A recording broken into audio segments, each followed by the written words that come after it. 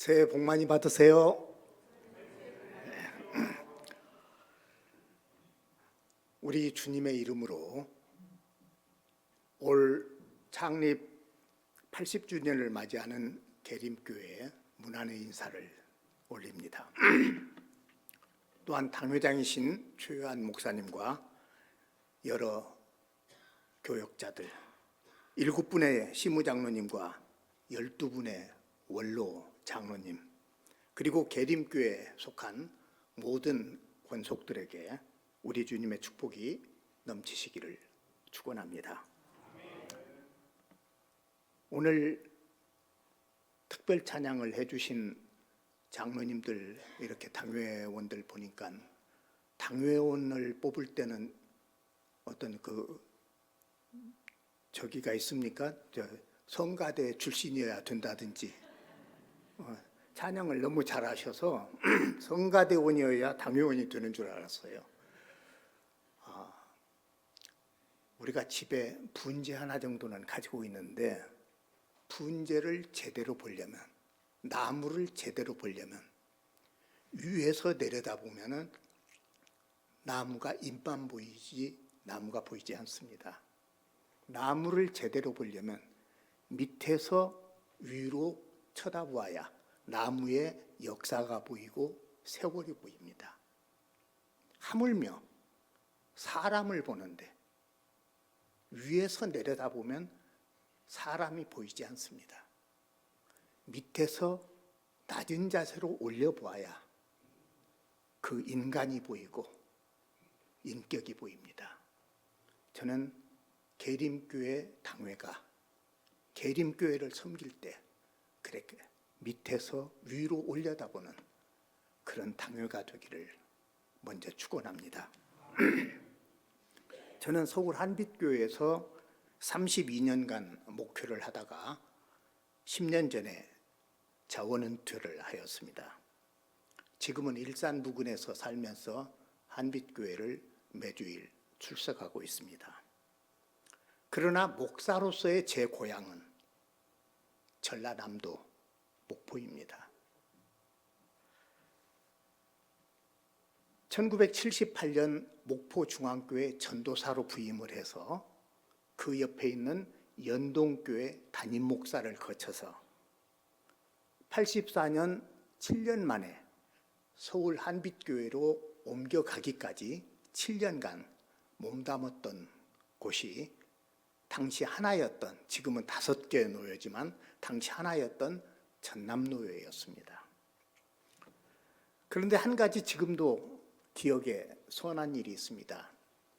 제가 목포를 떠날 때 당시 계림교회 목사님이셨던 서용주 목사님이 목포까지 오셨어요.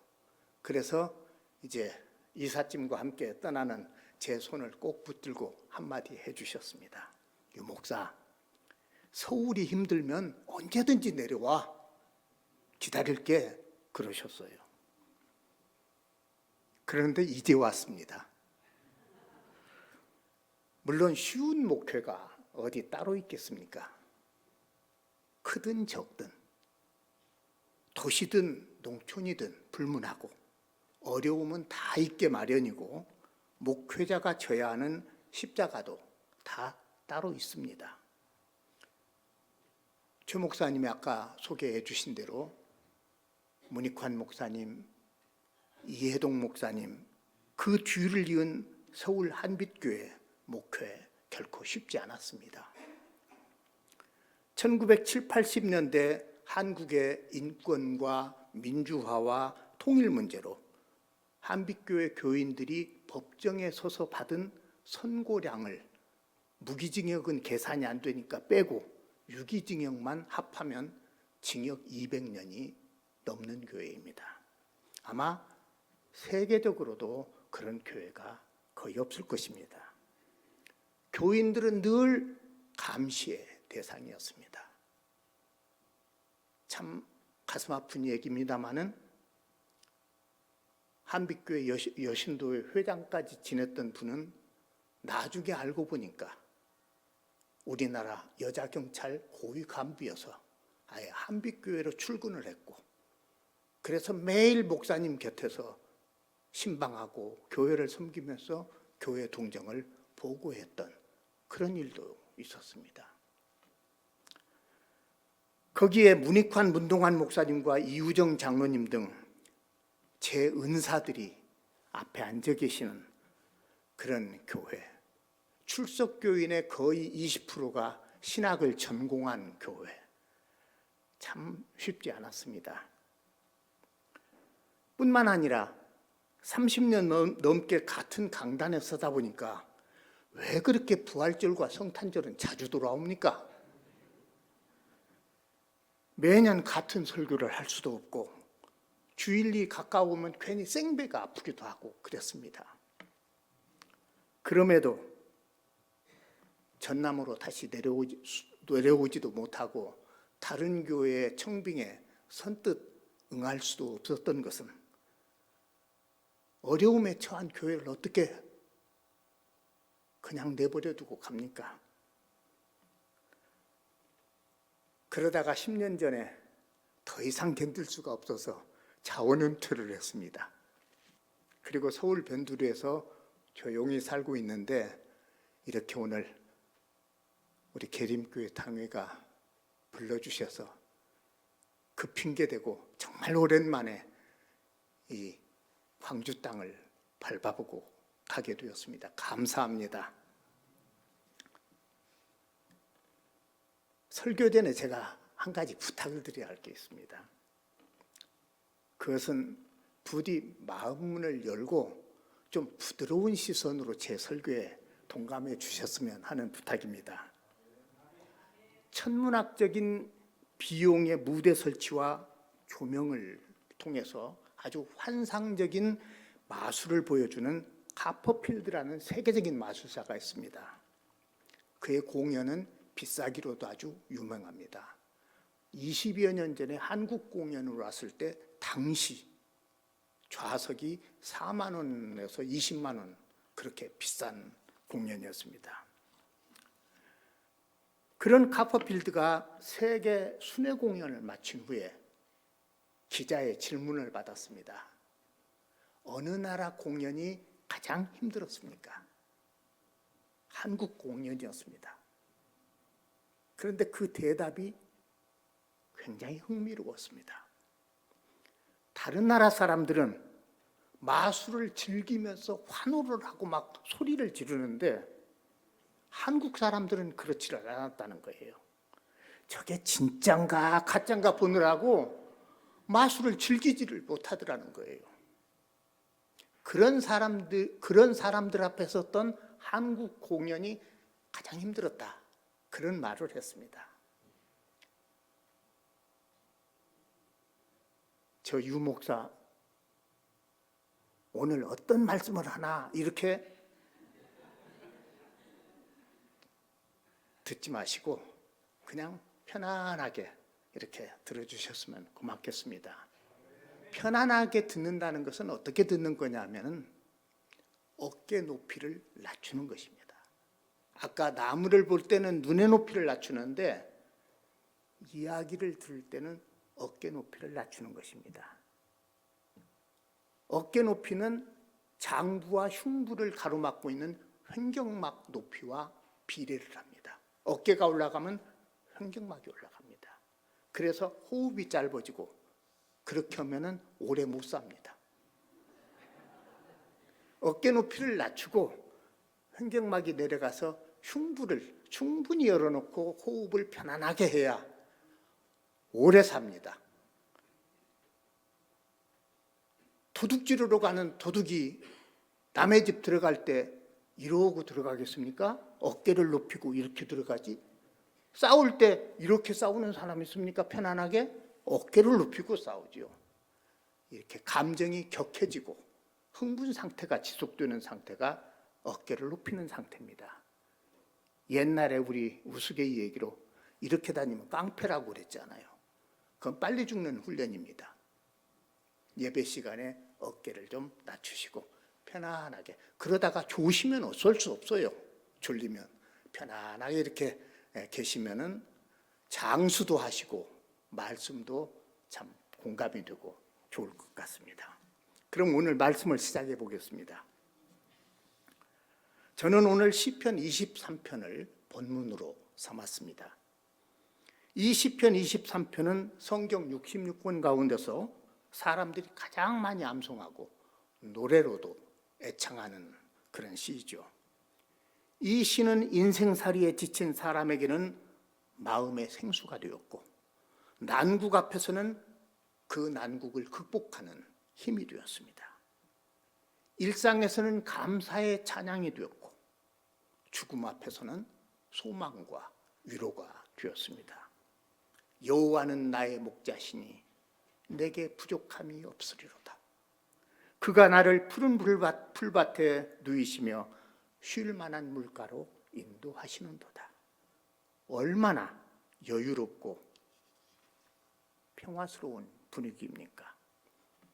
그러나 이 시가 쓰여진 당시의 팔레스타인의 상황은 그와는 정반대였습니다. 팔레스타인은 갈릴리 호수 주변을 제외하고는 하늘에서 비와 이슬이 내리지 않으면 생명을 이어갈 수 없는 그야말로 척박한 광야였습니다. 초지와 물 때문에 늘 생사를 걸어야 하는 전쟁터였습니다.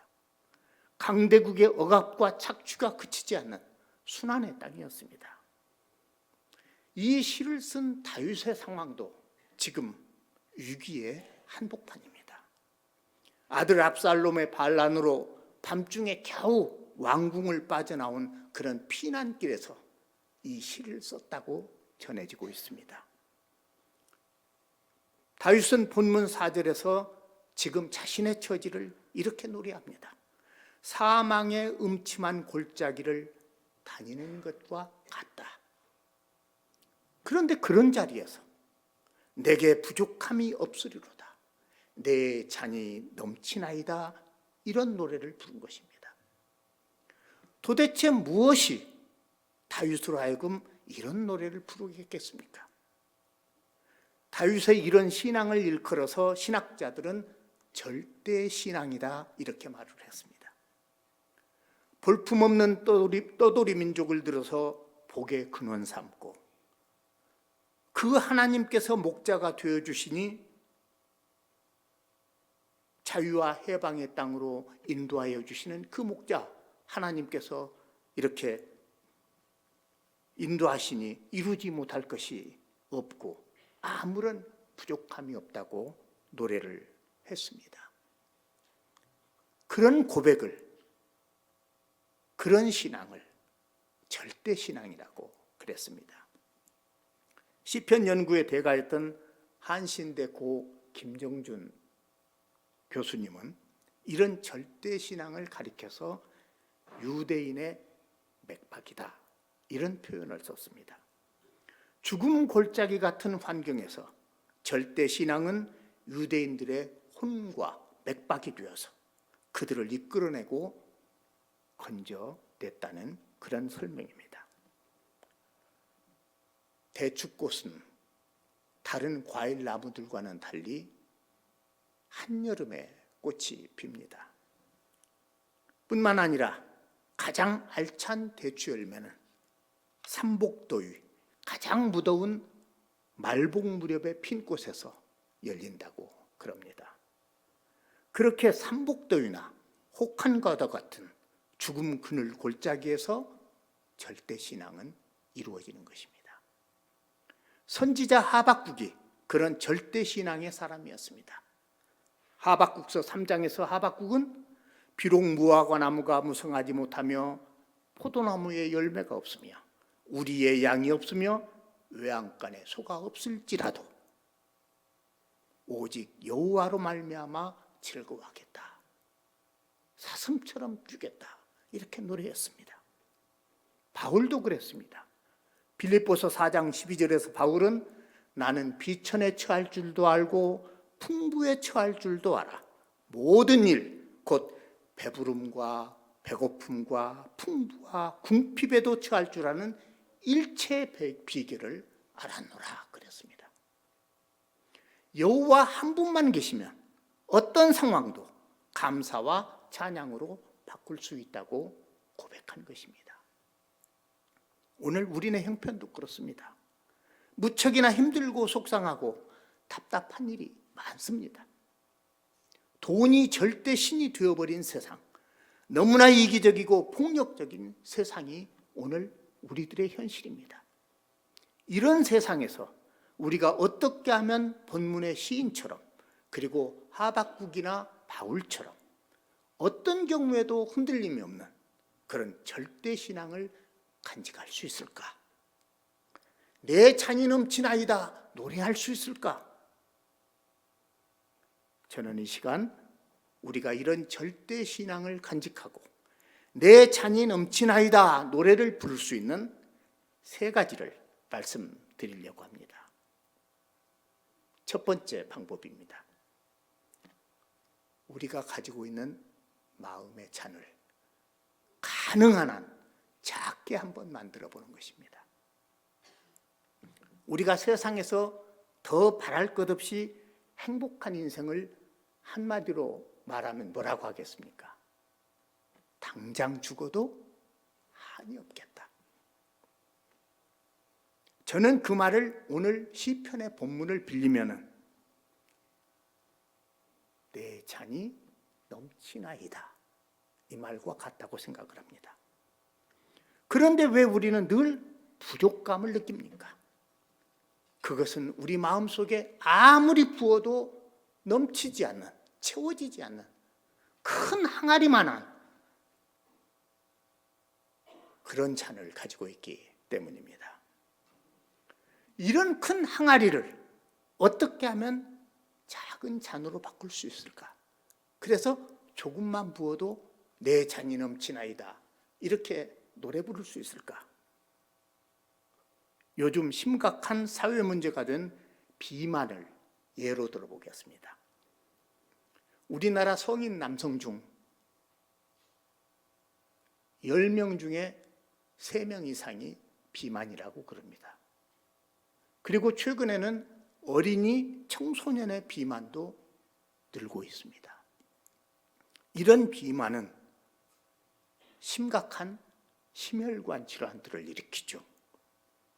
지금 세계는 이런 비만을 해결해 보려고 수많은 식품과 약품과 다이어트법을 내놓고 있습니다. 그러나 그로 인한 후유증도 비만 못지않게 심각한 현실입니다. 한쪽에서는 이것이 몸에 좋으니 이건 먹어보라고, 또 이렇게 먹으라고. 요즘 텔레비만 켜면 먹방이 계속 나옵니다. 한쪽에서는 이것이 다이어트에 좋다고 열심히 또 광고합니다. 참으로 악순환이죠. 이런 심각한 비만의 문제를 어떻게 해결할 것인가? 일찍이 서울의대 유태우 박사는 효과적인 다이어트법을 제시했습니다. 소위 소식법입니다. 여러분도 기억하실 거예요. 마실 물만 빼놓고는 모든 음식 종류에 상관없이 무조건 반만 먹어라. 이게 소식법의 핵심입니다.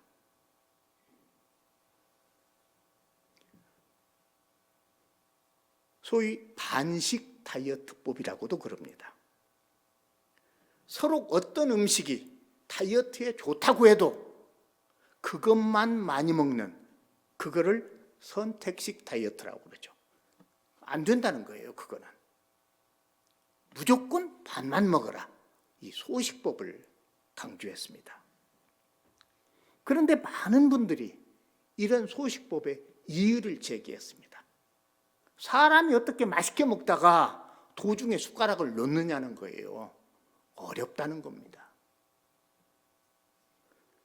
이렇게 소식법이 어렵다는 사람들에게 같은 대학 심리학과 최인철 교수가 비법을 또 내놓았어요. 소식법에 대해서. 프레임이라고 하는 그의 책 속에서 이런 말을 합니다. 식욕이 식사의 양을 결정하는 것이 아니라 그릇의 크기가 식사의 양을 결정한다. 이런 논리를 내놓았습니다. 그는 맛있게 먹다가 도중에 숟가락 못 놓겠다는 사람들에게 그렇게 적게 먹으려고 하지 말고 처음부터 아예 그릇을 줄여라. 그릇의 크기를 반으로 줄여라. 그러면 몇 그릇 먹다 보면 내가 이거 너무 많이 먹는 거 아닌가? 이런 의식이 머릿속에, 그것이 프레임으로 작동해서 적게 먹게 된다는 거예요. 아주 그럴듯한 이야기입니다. 그렇습니다. 야고보서 1장 15절에 욕심이 잉태하면 죄를 낳고 죄가 자라면 죽음을 낳는다고 그랬습니다. 우리가 마음속의 욕심을 아예 비울 수는 없습니다. 이 세상 살면서. 욕심이라고 하는 그러나 큰 항아리를 그대로 또 가지고 있는 한 우리는 행복할 수가 없고 차지 찰 수가 없습니다. 밑 빠진 독에 물 붓기죠. 그러므로 욕심의 항아리를 아주 작은 잔으로 만들어야 합니다. 그래야 조금만 부어도 내 잔이 넘치나이다 노래할 수 있지 않겠습니까? 어떻게 그 잔을 줄입니까? 이게 두 번째 방법입니다. 처음에는 그릇의 크기를, 마음의 욕심의 그릇의 크기를 작게 만들어라. 두 번째는 하나님 한 분만으로 감사하는 감사 생활을 해보라는 것입니다. 시편 50편 14절은 하나님에게 가져올 참 제사는 감사하는 마음이라고 그랬어요. 인생이 행복하고 가정이 화목하기를 원한다면 그 해답은 바로 감사 생활에 있습니다. 핸드폰이 없던 때 어느 원로 목사님의 이야기입니다. 목사님이 후배 전도사님으로부터 주일 오후 예배 오늘처럼 설교 부탁을 받았습니다. 그리고 목요일 날 전도사님한테서 주보를 만든다고 전화가 왔습니다. 목사님이 본문은 시편 23편 1절로 6절. 그러자 전도사님도 시편 23편 1절로 6절 받았으면서 제목은요? 하고 물었습니다. 목사님이 제목은 여호와는 나의 목자시니, 그러자 전도사님도 여호와는 나의 목자시니 받았으면서 다음은요? 하고 물어봤습니다. 여호와는 나의 목자시니. 아직 안 끝났잖아요, 제목이. 목사님이 웃으면서 사람아, 그거면 됐지 뭐가 더 필요하나? 그리고 목사님은 여호와는 나의 목자시니라는 제목으로 이렇게 대답을 했습니다. 전도사님은 알겠습니다, 목사님. 그럼 주일날 뵙겠습니다. 그리고 전화가 끝났어요. 목사님은 오랜만에 설교를 해보니까 시편 23편을 가지고 밤새워 준비를 했습니다. 그리고 주일 오후에 전도사님 부담 안 느끼게 한다고 시간 딱 맞춰서 갔어요.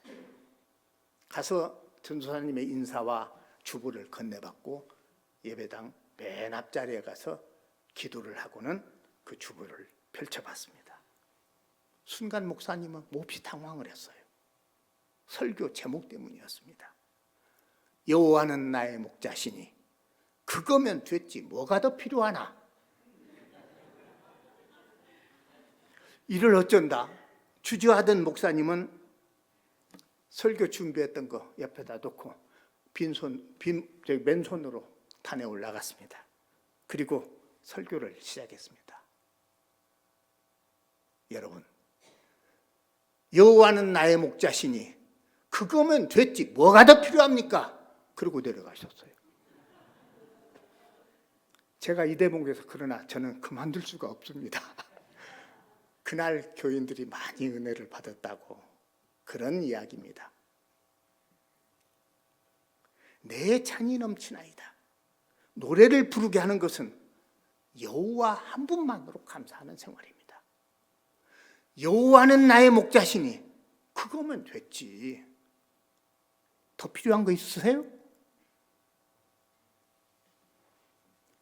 그것이 비록 나를 힘들게 하고 괴롭힌다고 할지라도 그것을 주님께서 나에게 허락하시는 은혜로 받아들이는 감사생활. 감사의 눈으로 보면 세상에 버릴 것이 하나도 없다고 그랬지 않습니까? 그렇게 사소한 것까지도 주님의 은혜로 받아들일 때 우리는 비로소 시인처럼, 하박국과 바울처럼 절대 신앙이 되고 내 잔이 넘치나이다 노래를 부를 수 있게 될 것입니다. 마지막 세 번째 방법입니다. 기도의 방향을 한번 바꿔보라는 것입니다. 기도의 방향을 바꾸라. 제가 처음 예수를 영접했을 때의 이야기입니다. 저는 고등학교 때 교회 다니기 시작했어요.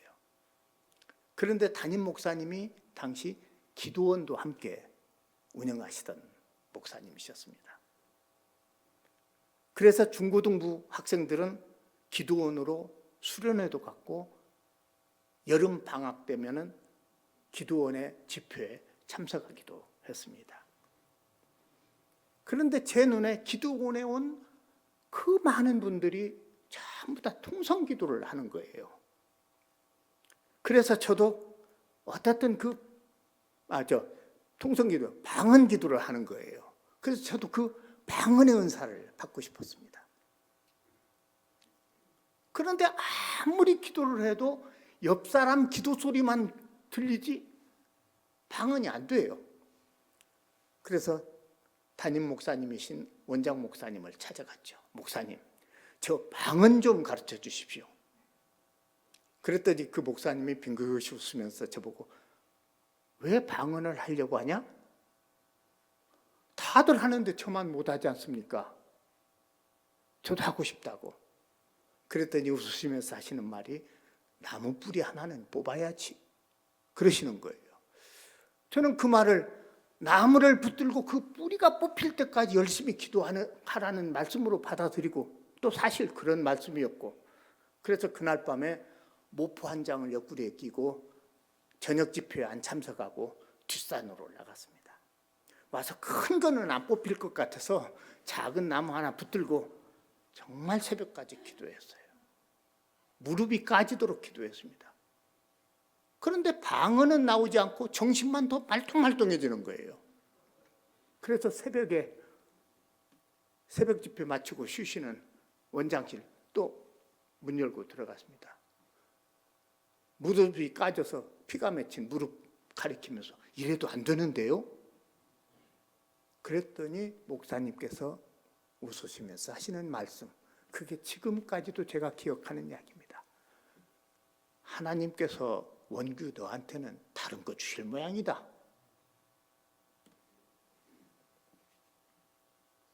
하나님께서 나에게 주시는 그 은사가 무엇일까? 나는 그동안 혹시 하나님께 받았던 그 은사, 그것이 있었다면 그것을 어떻게 써왔을까? 지금도 간혹 생각나는 그런 말씀입니다. 기도는 그렇습니다. 내가 필요해서 하나님, 나 이거 꼭 하고 싶습니다. 이거 꼭 갖고 싶습니다. 꼭 해내고 싶습니다 해서 내가 하나님 앞에 구하는 것이 아니라, 기도는 하나님께서 내가 필요해서 이미 주신 그 은혜를 깨닫고 찾고, 그리고 그 은혜를 무엇인지 늘 묵상하는 것이 기도입니다. 그런데 사람들은 기도를 하나님께 보내는 송신 기능인 줄 알아요. 하늘로 막 보냅니다. 하나님한테 막 보냅니다. 나 이렇게 해 주십시오. 기도의 방향을 바꿔야 합니다. 내가 보내는 것이 아니라, 송신 기능이 아니라 하나님께서 이미 주신 은혜를 내가 받는 것입니다. 깨닫는 것입니다. 수신 기능이에요. 기도는. 하나님은 이미 독생자까지도 다 주셨지 않습니까? 아까 원로 목사님 말씀처럼 뭐가 더 필요합니까? 하나님의 독생자까지도 주셨잖아요. 그래서 덴마크의 철학자 킬케고르는 기도란 신에게 무언가를 요구하는 것이 아니라 기도하는 사람의 본성을 바꾸는 일이다, 그렇게 했어요. 기도란 우리가 하나님께 무엇인가를 요구하는 것이 아니라 하나님 앞에 서 있는 내 본성을 바꾸는 일입니다.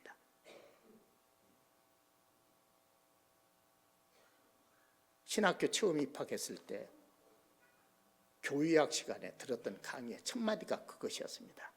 신학은 인간학이다. 신학은 인간이 신이 되기 위해서 믿는, 연구하는 학문이 아니라 신 앞에선 바른 인간이 되기 위한 학문이다. 그게 신학은 인간학이라는 얘기입니다. 기도는 하나님 앞에 우리가 열심히 매달려서 내 요구사항을 통과시키는 것이 아니라 하나님께서 주신 은혜를 내가 간직하고 깨닫고 무엇인가를 찾아가는 그런 응답적 행위입니다. 그럴 때, 그렇게 기도의 방향을 바꿀 때 우리는 비로소 내 잔이 넘치나이다, 모든 것이 감사로 바뀔 수 있다는 것입니다. 제가 오늘 드리고 싶은 말씀은 이것으로 다 끝났습니다. 끝으로